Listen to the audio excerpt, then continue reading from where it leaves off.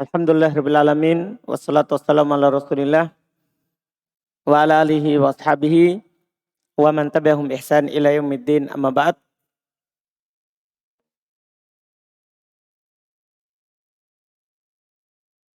Alhamdulillah kita lanjutkan pelajaran kitab Umdatul Ahkam min kalami khairil anam karya al-Imam Abdul Ghani Al-Maqdisi rahimahullahu ta'ala. Kita sudah akan masuk di bab terakhir dari kitab Thaharah. Bab terkait dengan darah haid. Bab yang terkait dengan darah haid. Beliau akan sebutkan beberapa hadis terkait dengan pembahasan darah haid. Setelah itu beliau akan pindah ke kitabus sholah.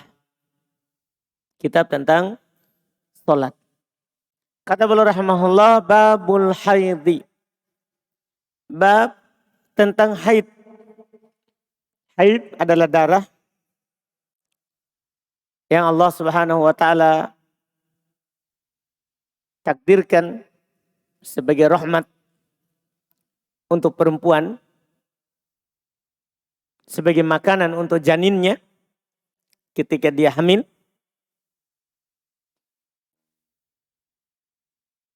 Yang keluar dari rahim seorang perempuan. Yang keluar dari rahim seorang perempuan. Dia darah tabiat. Darah yang keluar di asal penciptaan seorang perempuan. Menunjukkan dia sehat. Ia menunjukkan dia sehat. Dan dia darah dikenal memiliki ciri dan sifat tertentu. Kalau keluar, mengalir, tidak akan membeku lagi. Beda kalau darah yang keluar dari tempat lain yang bukan darah haid. Kalau dia keluar mengalir, maka dia akan membeku. Darah haid tidak. Warnanya hitam atau kehitaman. Baunya berbau. Berbau. Ini darah haid. Memiliki ciri dan sifat tertentu. Kita lihat hadis yang beliau sampaikan. An Aisyah radhiyallahu taala anha qalat anna Fatimah binta Abi Hubaish sa'alatin Nabiyya sallallahu alaihi wa alihi wasallam faqalat inni ustahadu fala atuhur apa ada ussalah. Qala la inna dhalika irkun walakin da'iya salata qadral ayyami allati kunti tahidina fiha thumma iktasili wa salli wa fi riwayatin wa laysa bil haidah fa idza aqbalatil haidatu fatrukis salah fa idza dhahaba qadruha faksili ankid dam wa salli. Kata beliau dari Aisyah radhiyallahu taala anha. Beliau berkata bahwasanya Fatimah binta Jahash binta Abi Hubaish bertanya kepada Nabi sallallahu alaihi wasallam dan berkata, "Inni ustuhad. Inni ustahad. Saya selalu ditimpa oleh darah istihadah." Darah istihadah berbeda dengan darah haid. Dia tidak keluar dari rahim. Dia keluar karena ada urat yang pecah. Setelah dia keluar itu mengalir, membeku. Warnanya tidak hitam dan tidak berbau. Seperti darah biasa kalau keluar. Seperti darah biasa kalau keluar. Saya selalu keluar dari istihadah, tidak pernah suci. Artinya tidak pernah berhenti keluar darahnya. Apa ada ussolah? Apakah boleh saya meninggalkan sholat? Karena keluar terus darah tidak berhenti. Kata Nabi, la, tidak. Inna dhalika irkun. Itu hanya urat yang pecah. Bukan darah haid. Walakin da'is sholah qadral ayyamil lati kunti tahidina fiha. Ini pembahasan di sini. Akan tetapi tinggalkanlah sholat sekadar hari-hari yang kamu biasa haid padanya. Kemudian kamu mandi, sholat. Di lafaz ini menunjukkan bahwa darah haid beda dengan darah istihadah. Darah haid itu menjadikan seorang perempuan itu tidak boleh sholat. Darah istihadah tetap boleh sholat. Iya. Dan ini disepakati oleh para ulama rahimahumullah. Kemudian darah istihadah tidak mewajibkan mandi. Hanya mewajibkan wudu. Karena dia pembatal wudu. Bukan hal yang membatalkan, yang mengharuskan mandi. Darah haid mewajibkan mandi. Karena Nabi bilang, summak tasili. Kemudian kamu mandi. Wastoli dan sholat. Ini juga menunjukkan bahwa dia sholat setelah mandi. Tidak boleh dia sholat hanya sekedar suci. Harus sudah mandi suci, baru diizinkan untuk sholat. Baru diizinkan untuk sholat. Dalam riwayat dikatakan laisa bil haidah. Ini penegasan. Ba istihadah bukan haid. Istihadah itu bukan haid. Iya. Ini penegasan langsung dari Nabi kita Muhammad SAW. Bahwa istihadah bukan haid. Istihadah bukan haid. Beda. Saya sudah sebutkan tadi, darah haid warnanya hitam atau kehitaman, baunya busuk, mengalir setelah keluar, tidak membeku lagi. Iya, keluarnya dari rahim. Sementara darah istihadah merah biasa, tidak kehitaman, tidak berbau. Keluarnya mengalir, setelah itu kalau tersimpan akan membeku. Akan membeku. Keluarnya bukan dari dalam rahim. Keluarnya di luar rahim. Adanya urat yang pecah. Terjadi pergeseran misalnya kecelakaan bagi seorang perempuan. Sehingga uratnya terpecah di situ. Mengalirlah darahnya. Mengalirlah darahnya. Berbeda. Yang jelas istihadah bukan haid. Fa'idha akbalatil haidha fatrukis sholat. Kalau datang masa haidmu, tinggalkan sholat. Jadi darah memang keluar terus. Tapi kalau masa yang biasa kamu haid, di situ tinggalkan sholat. Fa'idha dhahaba qadruha. Kalau telah hilang kadar haidmu, kan keluar terus darahnya ini orang. Kalau telah hilang kadar haidmu, kamu punya kadar kebiasaan.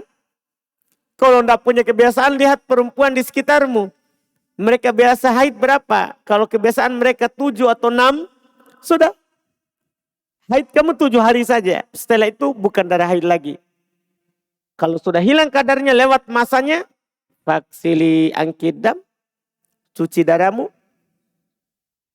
mandi, wasolli, dan sholat. Walaupun darah itu masih keluar. Walaupun darah itu masih keluar. Ini sangat jelas apa yang ingin disampaikan oleh penulis, bahwa dalam kitab Toharoh yang mau ditegaskan itu darah haid mewajibkan mandi. Darah haid mewajibkan mandi. Itu dalam kitab Toharoh. Kemudian berikutnya lagi, An Aisyah radhiyallahu taala anha qalat anna umma habibata ustuhidat. ustuhidat 7 sinin. Fasa'alat Rasulullah sallallahu alaihi wasallam an dalik. Fa'amaraha an taktasila. Kanat taktasilu likulli salatin. Kata beliau dari Aisyah radhiyallahu taala anha, beliau berkata, Ummu Habibah selalu keluar dari istihadonya selama 7 tahun. Maka dia bertanya kepada Rasulullah tentang hal tersebut. Maka Nabi menyuruhnya mandi. Karena itu bukan darah haid. Kamu silakan mandi saja. Kamu suci, bukan darah haid. Karena taktasil likulli sholah. Adalah dia mandi di setiap sholat. Ini mandi di setiap sholat, ini ijtihadnya Ummu Habibah, bukan perintah Nabi. Nabi hanya memerintahkan mandi di awal.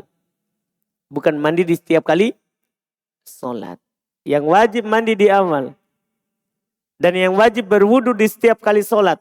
Tapi siapa yang mau mandi di setiap sholat, boleh. Atau dia melakukan jama' suri.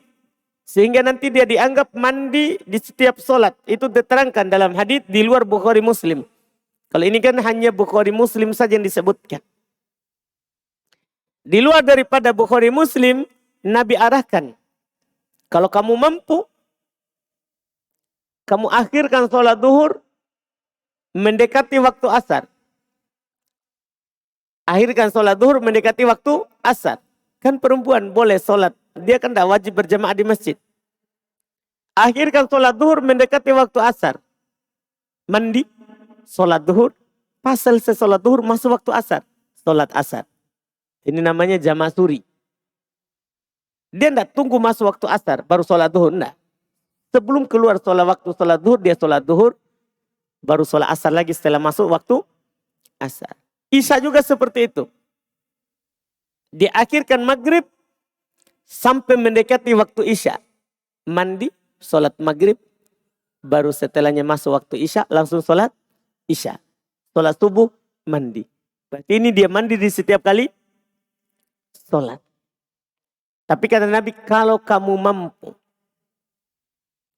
mampu, boleh seperti itu bagi orang yang selalu keluar darah istihadah.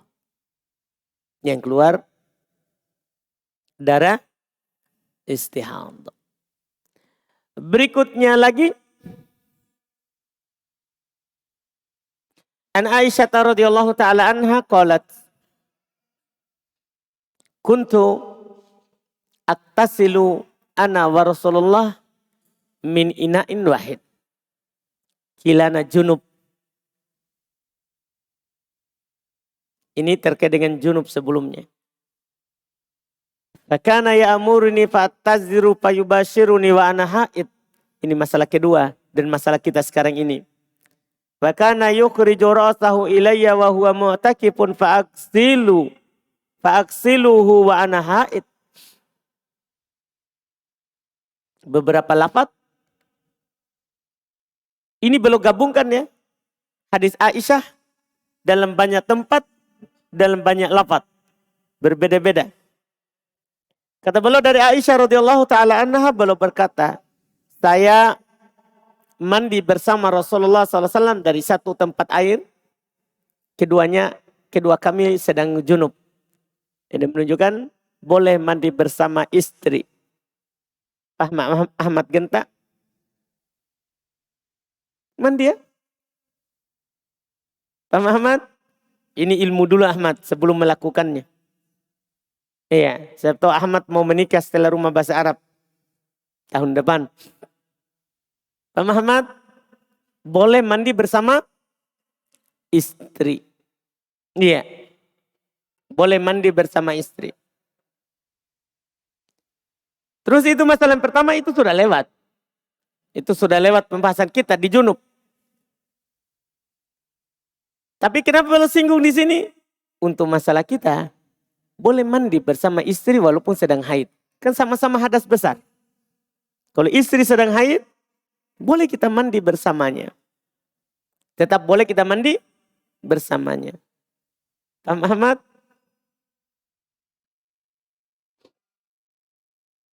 Terus, Wa fakana ya'muruni fataziru. Fayubashiruni wa ana haid. Adalah Nabi SAW menyuruhku pakai sarung. Sarung itu yang dipakai dari pusar sampai ke lutut. Nabi menyuruhku pakai sarung, maka belum mencumbui saya sementara saya haid. Fikihnya mudah sekali. Boleh mencium, memeluk, meraba, apa saja. Walaupun istri sedang haid. Yang tidak boleh, itu Ahmad, mencelupkan timba ke sumur. Paham Ahmad itu mencelupkan timba ke sumur? Sulit ya, ini anak muda semua. Tapi ini ilmu azlan. Yang tidak boleh itu adalah mencelupkan timba ke sumur. Paham gitu? Enggak. Enggak paham dia. Karena masih anak-anak. Oh iya. Alhamdulillah. Iya. Maksudnya enggak boleh berhubungan badan. Enggak boleh apa? Berhubungan badan. Iya. Seperti yang dikatakan Nabi SAW di bab junub. Enggak boleh duduk di atas 4 cabang dan bersungguh-sungguh di atasnya. Nah, maksudnya enggak boleh berjima. Tapi boleh yang lain. Boleh yang lain. Karena Nabi di sini menyuruh Aisyah pakai sarung dan belum mencumbuinya. Tapi boleh nggak pakai sarung? Boleh nggak pakai sarung? Artinya nggak pakai apa-apa. Paham kan? Boleh. Sunnahnya pakai sarung. Jangan sampai khilaf. Tiba-tiba dimasukkan timbanya ke sumur. Paham kan? Sunnah pakai sarung. Iya. Sapri, sunnah pakai sarung. Tapi tidak wajib. Boleh tidak pakai apa-apa. Tapi hati-hati. Jangan sampai tidak tahan emosi. Ya ini pembahasan terbuka. Iya. Itu terkait dengan itu. Orang haid badannya tidak najis. Orang haid badannya tidak najis. Boleh dimakan adonannya, masakannya. Ini menyelisih agama sebelum kita. Iya. Kalau orang Yahudi biar haid, dia datangi juga. Kalau orang Nasoro kalau haid, biar tidur bersama, tidak. Bertidur bersama? Tidak. Kalau kita agama pertengahan. Boleh tidur bersama, boleh menciumnya, boleh mencumbuinya. Mencumbui itu lebih dari cium. Lebih dari cium. Iya? Menyelisih sebelumnya. Kemudian wakana yukhriju rasahu ilayya wa huwa mu'takif fa'aksiluhu wa ana haid. Adalah beliau mengeluarkan kepalanya kepadaku dalam keadaan beliau itikaf. Saya mencuci kepalanya dalam keadaan saya haid. Menegaskan tadi bahwa orang haid boleh melayani suaminya. Perempuan yang haid boleh melayani suaminya. Jelas ini ya? Ahmad? Jelas? Alhamdulillah. Berikutnya lagi. An Aisyah radhiyallahu taala anha qalat kana Rasulullah sallallahu alaihi wasallam yattaqi'u fi hijri wa ana haid fayaqra'ul Qur'an. Adalah Rasulullah sallallahu alaihi wasallam bersandar di pangkuanku padahal saya haid. Nah, ini menunjukkan boleh tidur di pangkuan istri yang sedang haid. Ya, sangat jelas kan. Dicium saya boleh, apalagi hanya tidur di pangkuannya. Tapi sisi yang poin kita bukan itu kan. Itu tadi sudah. Di sini fayaqra'ul Qur'an. Maka belum membaca Al-Quran. Artinya boleh seorang itu membaca Al-Quran walaupun bersentuhan dengan orang yang haid. Paham maksudnya? Walaupun bersentuhan dengan orang yang haid. Adapun perempuan yang haid, tidak boleh langsung menyentuh Al-Quran. Pendapatnya mayoritas. Paham kan? Tidak boleh menyentuh langsung Al-Quran. Boleh dia membaca dari hafalannya atau tidak menyentuh langsung. Yaitu dia pakai kaos tangan atau semisalnya kalau dia mau buka Al-Quran. Kalau dia mau buka Al-Quran. Jelas kan? Ini yang beliau isyaratkan.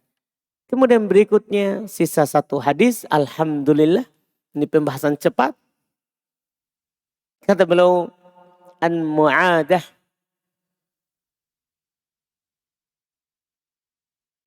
Qalat sa'altu Aisyah radhiyallahu ta'ala anha. Fakultu ma balul haid. Takdis sawum wala takdis salah. Faqalat aharuriyatun an. Fakultu lastu biharuriyah. Walakinni as'al. Faqalat kana yusibuna dhalika fanu'mar biqada'is sawmi wala nu'mar biqada'is salah. Ini untuk menjelaskan masalah yang terakhir. Bahwa seorang perempuan yang haid itu kan wajib meninggalkan sholat. Apakah wajib dia qada'? Ini yang mau dijelaskan.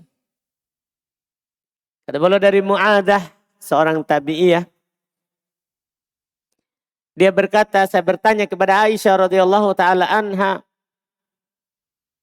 Dia berkata, mabalul haid. Kenapa orang haid mengganti puasa tapi tidak mengganti sholat? Kenapa orang haid? Dia ganti puasanya, tapi sholat tidak diganti. Iya kan? Perempuan kalau haid di Ramadan, wajib dia qada. Tapi sholatnya, kalau dia haid, tidak dia qada. Jadi itu dia bertanya. Kata Aisyah sebelum jawab, aharuriyatun anti. Apa kamu kelompok haruriyah? Khawarij. Dinamakan haruriyah karena mereka keluar berkumpul di era haruriyah. Haruri. Apa kamu kelompok haruri? Khawarij. Karena orang Khawarij kalau istrinya haid, dia suruh qada. Itu mereka. Orang Khawarij. Keras. Dia suruh qada istrinya juga sholat. Jadi kalau haid istrinya 15 hari, dia qada 15 hari. Iya mereka. Aisyah bertanya, apa kamu orang haruri? Kenapa bertanya tentang itu? Kata Mu'adah, lastu biharuriyah. Bukan, saya bukan haruriyah. Walakinni as'al. Akan tapi saya cuma bertanya saja. Kenapa? Kalau haid, puasa diganti, sholat tidak. Cuman bertanya. Bukan karena saya orang Khawarij. Iya. Qalat, maka Aisyah bertanya, menjawabnya. Kana yusibuna dalik. Hal itu menimpa kami di masa Rasulullah SAW. Maka kami diperintahkan untuk mengganti puasa, tidak diperintahkan untuk mengganti sholat. Ini menunjukkan bahwa agama itu bukan hawa nafsu. Tapi harus sesuai dengan perintah. Kami cuma diperintahkan untuk mengganti sholat pokoknya, untuk mengganti puasa. Kalau sholat tidak disuruh, itu kita lakukan karena itu yang diperintah. Paham kan? Ini yang pertama. Yang kedua terkait dengan pembahasan kita. Hadis ini menunjukkan bahwa seorang perempuan yang haid meninggalkan sholat tidak diperintahkan untuk qada. Tidak diperintahkan untuk qada. Dan itu disepakati. Tidak ada silang pendapat. Tidak ada silang pendapat. Ini selesai. Alhamdulillah. Kitab haid dengan pembahasan tadi. Alhamdulillah. Sudah lewat pembahasan yang panas bagi anak muda. Alhamdulillah. Ada pertanyaan?